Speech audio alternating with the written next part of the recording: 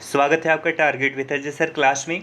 आज हम हिस्ट्री का नेक्स्ट वीडियो लेके आए हैं जिसमें शामिल है टॉपिक गांधी इरविन समझौता, कांग्रेस का कराची अधिवेशन, गोलमेज सम्मेलन और सांप्रदायिक पंचायत एवं पूना पैक्ट जिसको 1932 में जो हुआ था। ठीक है, तो आज के वीडियो में हम इन सभी टॉपिक से क्वेश्चन को सॉल्व करेंगे और क्वेश्चन की संख्या रोज की तरह 20 होगी।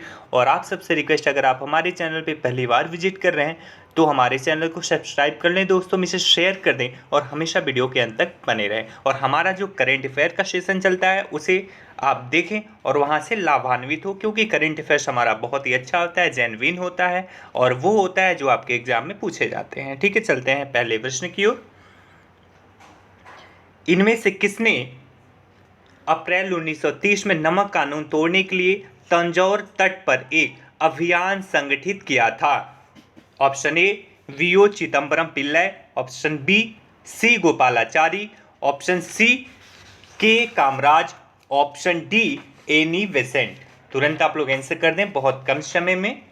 और इसका राइट आंसर है ऑप्शन बी।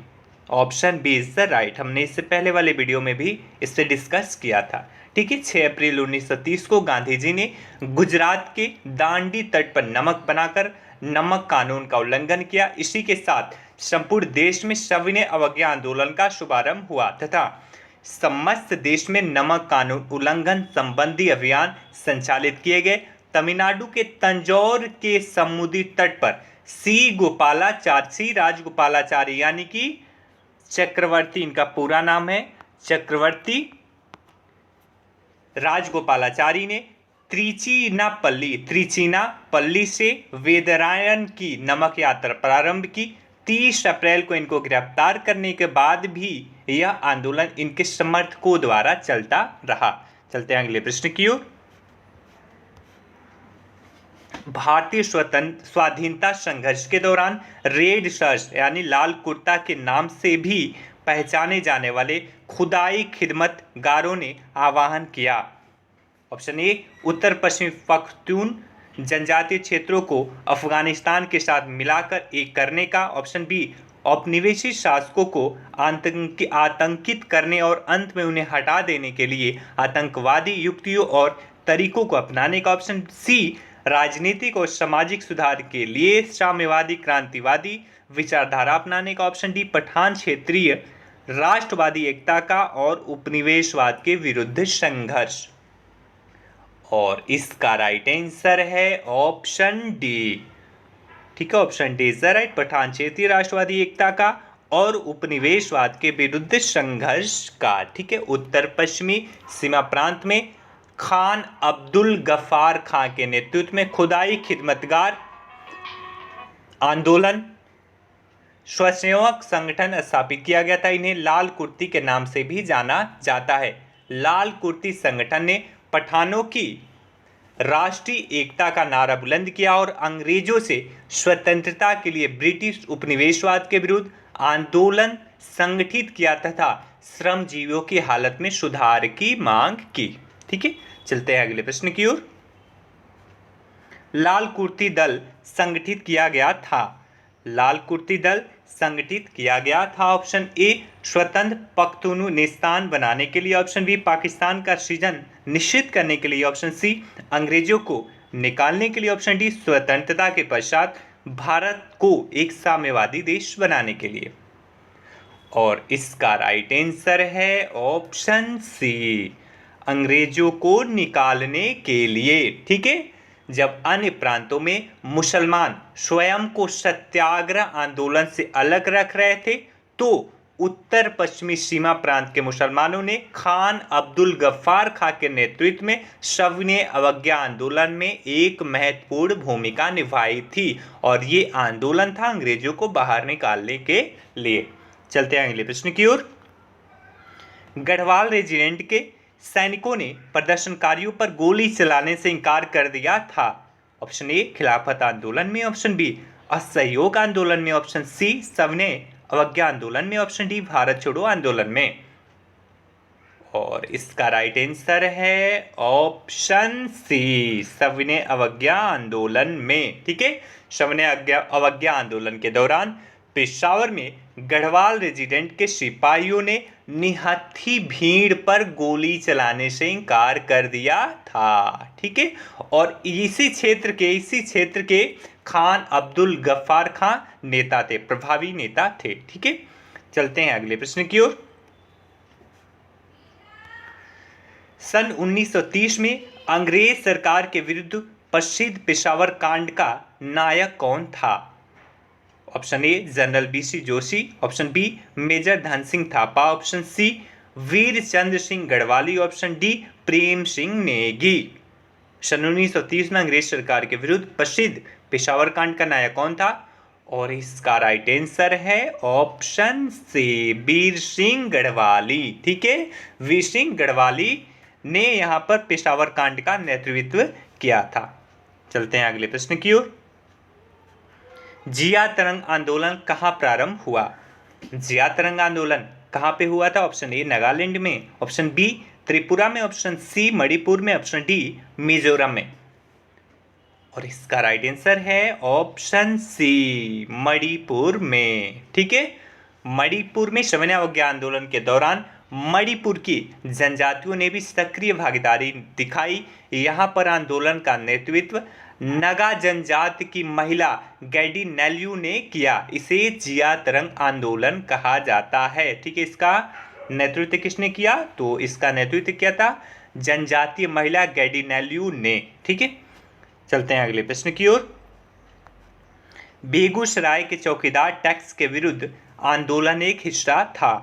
बेगूसराय के चौकीदारी टैक्स के विरुद्ध आंदोलन एक हिस्सा था। ऑप्शन ए असहयोग आंदोलन का, ऑप्शन बी सविनय अवज्ञा आंदोलन का, ऑप्शन सी भारत छोड़ो आंदोलन का, ऑप्शन डी खिलाफत आंदोलन का। और इसका राइट आंसर है ऑप्शन बी सविनय अवज्ञा आंदोलन का। ठीक है, दिसंबर 1930 में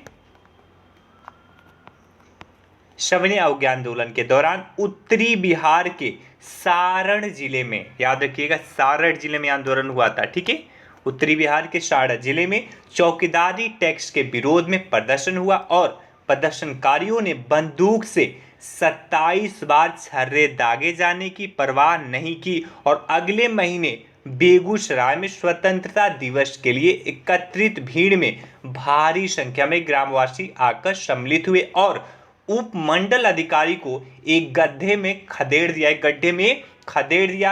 146 बार गोलीबारी किए जाने के बाद ही वे विसर्जित हुए थे। ठीक है, चलते हैं अगले प्रश्न की ओर। सविनय अवज्ञा आंदोलन की असफलता के बाद गांधी जी ने महत्व दिया। सविनय अवज्ञा आंदोलन की असफलता के बाद गांधी जी ने महत्व दिया। ऑप्शन ए रचनात्मक कार्यों को, ऑप्शन बी हिंसा के सीमित उपयोग को, ऑप्शन सी अंग्रेजों से समझौते पर, ऑप्शन डी उपयुक्त में से कोई भी नहीं। और इसका राइट आंसर है ऑप्शन ए रचनात्मक कार्यक्रम को। ठीक है, सविनय अवज्ञा की असफलता के बाद गांधी जी ने रचनात्मक कार्यक्रम को महत्व दिया। अक्टूबर 1934 में गांधी जी ने अपना पूरा समय हरिजनोत्थान में लगाने के लिए सक्रिय राजनीति से स्वयं को हटाने का निश्चय किया। सितंबर 1932 में गांधी जी ने हरिजन कल्याण हेतु अखिल भारतीय छुआछूत विरोधी लीग की स्थापना की तथा साथ ही हरिजन नामक साप्ताहिक पत्र का भी प्रकाशन किया था। ठीक है, चलते हैं अगले प्रश्न की ओर। प्रभावती देवी किस क्षेत्र की स्वतंत्रता संग्राम सेनानी थी? महत्वपूर्ण प्रश्न है, कई बार पूछा गया है। हालांकि जितने भी प्रश्न हैं सारे कई बार पूछे गए हैं। Option A Champaran, option B Patna, option C Bhagalpur, option D Shahabad. और इसका राइट आंसर है ऑप्शन बी पटना। ठीक है, स्वतंत्रता आंदोलन में बिहार की महिलाओं ने भी महत्वपूर्ण योगदान दिया। इन महिलाओं में सरला देवी, प्रभावती देवी, राजवंशी देवी, सुनीति देवी तथा राधिका देवी प्रमुख हैं। और प्रभावती देवी पटना की स्वतंत्रता संग्राम सेनानी थी। ठीक है, चलते हैं अगले प्रश्न की ओर। गांधी इरविन समझौता हुआ मुख्य रूप से, ऑप्शन ए गोलमेज सम्मेलन में कांग्रेस की भागीदारी सही करने के लिए, ऑप्शन बी सविनय अवज्ञा आंदोलन समाप्त करने के लिए, ऑप्शन सी गांधी जी द्वारा किया गया आमरण अनशन तोड़ने के लिए, ऑप्शन डी नमक पर कर समाप्त करने के लिए। और इसका राइट आंसर है ऑप्शन ए। ठीक है, गोलमेज सम्मेलन में कांग्रेस की भागीदारी सही करने के लिए। ठीक है, गांधी जी ने फरवरी 1930 में वायसराय लॉर्ड इरविन से भेंट की और उनकी बातचीत 15 दिनों तक चली, जिसके परिणाम स्वरूप 5 मार्च 1931 को एक समझौता हुआ जिसे गांधी इरविन समझौते के नाम से जाना गया। इस समझौते के तहत कांग्रेस को सविनय अवज्ञा आंदोलन स्थगित करना पड़ा। कांग्रेस द्वितीय गोलमेज सम्मेलन में भाग लेने के लिए तैयार होगी। वस्तुतः प्रथम गोलमेज सम्मेलन में कांग्रेस शामिल नहीं हुई थी। यह समझौता मुख्य रूप से गोलमेज सम्मेलन में कांग्रेस की भागीदारी सहज करने के लिए हुआ था। ठीक है, चलते हैं अगले प्रश्न की ओर। गांधी इरविन समझौते के हस्ताक्षरित होने में किसने महत्वपूर्ण भूमिका निभाई? अभी हाल के पूछा गया प्रश्न है। ठीक है, option A Motilal Nehru, option B Madan Mohan Malaviya, option C Tej Bahadur Sapru, option D Chintamani. और इसका राइट आंसर है ऑप्शन सी। ठीक है, तेज बहादुर सप्रू। ठीक है, सविनय अवज्ञा आंदोलन के विस्तारित होते स्वरूप को देखते हुए वायसराय इरविन ने देश में सौहार्द का वातावरण उत्पन्न करने के उद्देश्य से 26 जनवरी 1930 को गांधी जी को जेल से रिहा कर दिया। तेज बहादुर सप्रू तथा M.R. जयकर, दो लोग हैं, तेज बहादुर सप्रू और M.R. जयकर, दोनों में से कोई भी आ सकता है, के प्रयत्नों से गांधी एवं इरविन के मध्य फरवरी 1930 में दिल्ली वार्ता आरंभ हुई थी। ठीक है, और 5 मार्च को ये समझौता खत्म हुआ था, 5 मार्च 1931 को। ठीक है, अभी हमने ऊपर बताया कि लगभग 15 दिन तक ये चली थी। चलते हैं अगले प्रश्न की ओर। निम्नलिखित व्यक्तियों में से किसने इरविन तथा गांधी को दो महात्माओं का मिलन कहा था? बहुत ही आसान प्रश्न है। Option A Meera Behn, option B Sarojini Naidu, option C Madan Mohan Malaviya, option D Jawaharlal Nehru. और इसका राइट आंसर है ऑप्शन बी सरोजनी नायडू। ठीक है, सरोजनी नायडू ने इनके मिलन को दो आत्माओं का मिलन कहा था। चलते हैं अगले प्रश्न की ओर। निम्नलिखित में से किसने गांधी इरविन समझौतों में महात्मा गांधी के लाभ को सांत्वना पुरस्कार कहा था? Option A MC Bose, option B Alan Campbell Johnson, option C VG Horniman, option D Sarojini Naidu. और इसका राइट आंसर है option B Alan Campbell Johnson. ठीक है, इरविन के जीवनीकार एलन कैंपबेल जॉनसन ने गांधी इरविन समझौते में महात्मा गांधी के लाभों को सांत्वना पुरस्कार और इरविन के एकमात्र आत्मसमर्पण के रूप में बातचीत के लिए सम्मत होने को कहा था। ठीक है, और 2014 के एग्जाम में उत्तर प्रदेश लोक सेवा आयोग ने आंसर ए को माना था, लेकिन इसने दोबारा आंसर के जारी करके बी को माना और पहला वाला इसने गलत कर दिया था। ठीक है, चलते हैं अगले प्रश्न की ओर। निम्नलिखित में से किसने भारतीय राष्ट्रीय कांग्रेस के कराची अधिवेशन का सभापतित्व किया था? Option A Jawaharlal Nehru, option B JM Sengupta, option C SC Bose, option D Vallabh भाई पटेल। और इसका राइट आंसर है ऑप्शन डी वल्लभ भाई पटेल। ठीक है, गांधी इरविन समझौते यानी दिल्ली समझौते को मंजूरी देने के लिए दिल्ली में संपन्न हुआ था, इसलिए इसे दिल्ली समझौते के नाम से भी जाना जाता है। ठीक है, को मंजूरी देने के लिए सरदार वल्लभ भाई पटेल की अध्यक्षता में 26 से 31 मार्च 1931 को कांग्रेस का कराची अधिवेशन हुआ। इसी अधिवेशन में पहली बार कांग्रेस ने मौलिक अधिकारों और राष्ट्रीय आर्थिक कार्यक्रमों से संबद्ध प्रस्ताव पारित किए। इसी अधिवेशन में कुछ लोगों के विरोध करने पर गांधी जी ने कहा था कि गांधी मर सकता है, गांधीवाद नहीं। याद रखिएगा, किस अधिवेशन में कहा था गांधी मर सकता है, गांधीवाद नहीं? कराची अधिवेशन में। कब संपन्न हुआ? 1931 मार्च में। और यह पहला अवसर था जब पूर्ण स्वराज को कांग्रेस द्वारा परिभाषित किया गया था। ये भी कराची अधिवेशन में दो चीज याद रखनी है, गांधी में आवश्यकता है, गांधीवाद नहीं, और दूसरा पूर्ण स्वराज को कांग्रेस द्वारा परिभाषित। ये दोनों चीजें कराची अधिवेशन 1931 में किया गया था। अगले प्रश्न की ओर चलते हैं। निम्नलिखित में से किसने भारतीय राष्ट्रीय कांग्रेस के कराची अधिवेशन 1931 को महात्मा गांधी की लोकप्रियता और सम्मान की पराकाष्ठा माना है? Option A S C. Bose, option B Pattabhi Sitaramayya, option C Sardar Vallabh भाई पटेल, ऑप्शन डी सरदार किशन सिंह। और इसका राइट आंसर है ऑप्शन ए एस.सी. बोस। ठीक है, सुभाष चंद्र बोस ने भारतीय राष्ट्रीय कांग्रेस के कराची अधिवेशन 1931 को महात्मा गांधी की लोकप्रियता और सम्मान की पराकाष्ठा माना है। ठीक है, चलते हैं अगले प्रश्न की ओर। भारतीय स्वाधीनता संघर्ष से संबंधित निम्नलिखित घटनाओं को उनके सही क्रम में रखकर सही को चुनिए। पहला है द्वितीय गोलमेज सम्मेलन, दूसरा भारतीय राष्ट्रीय कांग्रेस का कराची अधिवेशन, तीसरा भगत सिंह को फांसी, चौथा है गांधी इरविन समझौता। तुरंत आप क्रम में से सजा दीजिए, कौन सी घटना पहले हुई, कौन सी घटना बाद में हुई थी। और इसका राइट आंसर है ऑप्शन सी 4 3 2 1। ठीक है, सबसे पहले गांधी इरविन समझौता हुआ था 5 मार्च को। ठीक है, 5 मार्च 1931 को सबसे पहले गांधी इरविन समझौता, और भगत सिंह को फांसी हुई थी, सबको पता होगा, 23 मार्च 1931 को।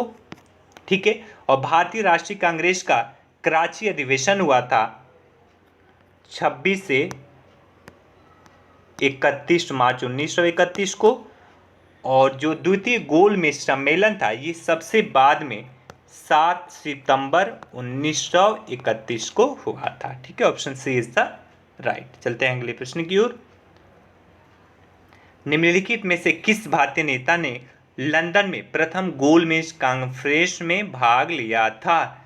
निम्नलिखित में से किस भारतीय नेता ने लंदन में प्रथम गोलमेज कॉन्फ्रेंस में भाग लिया था? ऑप्शन ए मौलाना Mohammad Ali, option B Maulana Abul Kalam Azad, option C Mahatma Gandhi, option D Pandit Jawaharlal Nehru. यहाँ पे डी होगा, बी लिख दिया गया है। और इसका राइट आंसर है ऑप्शन ए मौलाना मोहम्मद अली। ठीक है, 10 जून तथा 24 जून 1930 को साइमन कमीशन की रिपोर्ट 2 भागों में प्रकाशित हुई। राजनीतिक संगठनों ने कमीशन की सिफारिशों को अस्वीकार कर दिया। कांग्रेस के प्रमुख नेता जेल में थे। ब्रिटिश सरकार ने निराशा एवं असंतोष के वातावरण में नवंबर 1930 में लंदन में प्रथम गोलमेज सम्मेलन बुलाया। इस सम्मेलन में 89 प्रतिनिधियों ने भाग लिया, किंतु कांग्रेस ने इसमें भाग नहीं लिया था। कांग्रेस गांधी इरविन समझौते के बाद से भाग ली थी, जो 5 मार्च 1931 को संपन्न हुआ था। और पहले वाले में जो शामिल हुए थे 89 व्यक्तियों में, उसमें तेज बहादुर सप्रू थे, श्रीनिवास शास्त्री थे, मोहम्मद अली थे, मोहम्मद शफी थे, आगा खां थे, फजलुल हक थे, मोहम्मद अली जिन्ना थे, होमी मोदी थे, M.R. जयकर थे, मुंजे थे, भीमराव अंबेडकर थे और सुंदर सिंह मजीठिया प्रमुख व्यक्ति थे। ठीक है, तो इसमें आपका मौलाना मोहम्मद अली शामिल है। चलते हैं अगले प्रश्न की ओर। लंदन में संपन्न हुए गोलमेज सम्मेलन में भारतीय ईसाइयों का प्रतिनिधित्व किसने किया था? Option A Rao Bahadur Srinivas, option B sir Akbar Hydari, option C sir A.P. Patro, option D K.T. Pal. और इसका राइट आंसर है ऑप्शन डी K.T. पाल। ठीक है, सेंट जेम्स महल लंदन में, सेंट जेम्स महल में पहला गोलमेज सम्मेलन लंदन में संपन्न हुआ था। याद रखिए, सेंट जेम्स महल लंदन में। ठीक है, सेंट जेम्स महल लंदन में संपन्न प्रथम गोलमेज सम्मेलन में भारतीय राष्ट्रीय कांग्रेस ने भाग नहीं लिया। इस सम्मेलन में ईसाइयों का प्रतिनिधित्व K.T. पाल ने किया था। इस सम्मेलन का उद्घाटन ब्रिटिश सम्राट ने किया और इसकी अध्यक्षता ब्रिटिश प्रधानमंत्री रैमजे मैकडोनाल्ड ने की थी। ठीक है, इसकी अध्यक्षता किसने की थी? तो रैमजे मैकडोनाल्ड ने की थी। चलते हैं अगले प्रश्न की ओर। निम्नलिखित में से किन व्यक्तियों ने द्वितीय गोलमेज सम्मेलन में भाग लिया? निम्नलिखित में से किन व्यक्तियों ने द्वितीय गोलमेज कॉन्फ्रेंस में भाग लिया था? ऑप्शन 1 महात्मा गांधी, 2 सरोजनी नायडू, 3 मदन मोहन मालवीय, 4 मौलाना आजाद। और इसका राइट आंसर है ऑप्शन सी 1, 2, 3 महात्मा गांधी, सरोजनी नायडू, मदन मोहन मालवीय। इन तीनों लोगों ने सेकेंड गोलमेज कॉन्फ्रेंस में भाग लिया था, बाकी मौलाना आजाद ने भाग नहीं लिया था। ठीक है, चलते हैं अगले प्रश्न की ओर, जो आखिरी प्रश्न होगा इसका। महात्मा गांधी जब द्वितीय गोलमेज सभा में भाग लेने लंदन गए थे, ठहरे थे? Option A Saint James Palace में, ऑप्शन बी किंग्सले हॉल में, ऑप्शन सी इंडिया हाउस में, ऑप्शन डी उपयुक्त में से कोई नहीं। महत्वपूर्ण प्रश्न है और आखिरी प्रश्न है, और यूपी पीसीएस मेंस और यूपी पीसीएस प्री में 2 बार पूछा गया है। इसका राइट आंसर है ऑप्शन बी किंग्सले हॉल में। ठीक है, दूसरा गोलमेज सम्मेलन लंदन में सितंबर 1931 से दिसंबर 1931 से दिसंबर 1931 तक चला। 5 मार्च 1931 को गांधी इरविन समझौते के बाद गांधी जी ने कांग्रेस के एकमात्र प्रतिनिधि के रूप में सम्मेलन में हिस्सा लिया था। गांधी जी एस राजपुताना नामक जलपोत से लंदन पहुंचे तथा वे लंदन के किंग्सले हॉल में ठहरे थे। ठीक है, ये आपके 20 प्रश्न थे। कल का टॉपिक देख लीजिए, फिर हम सेशन को एंड करेंगे। कल का टॉपिक होगा सांप्रदायिक पंचाट एवं पूना पैक्ट, ठीक है, जो 1932 में हुआ, कांग्रेस सोशलिस्ट पार्टी, और तीसरा टॉपिक होगा प्रांतीय चुनाव और मंत्रिमंडल का गठन, यानी 1937 में ये दोनों काम हुआ है। यहाँ से कल प्रश्न उठाए जाएंगे। आप सबसे रिक्वेस्ट है, अगर आपने हमारे चैनल को सब्सक्राइब नहीं किया तो प्लीज़ चैनल को सब्सक्राइब करें, शेयर करें दोस्तों में, और हमेशा वीडियो को अंत तक देखें और बेल आइकन को प्रेस कर लें अगर आपने प्रेस नहीं किया है तो। और किसी भी क्वायरी के लिए आप हमारे 9910471615 पर कॉन्टैक्ट कर सकते हैं किसी भी क्वायरी के लिए। ठीक है, और आप हमें व्हाट्सएप भी कर सकते हैं और हमारा टेलीग्राम चैनल भी ज्वाइन कर सकते हैं। ठीक है, thank you so much for watching, have a good day.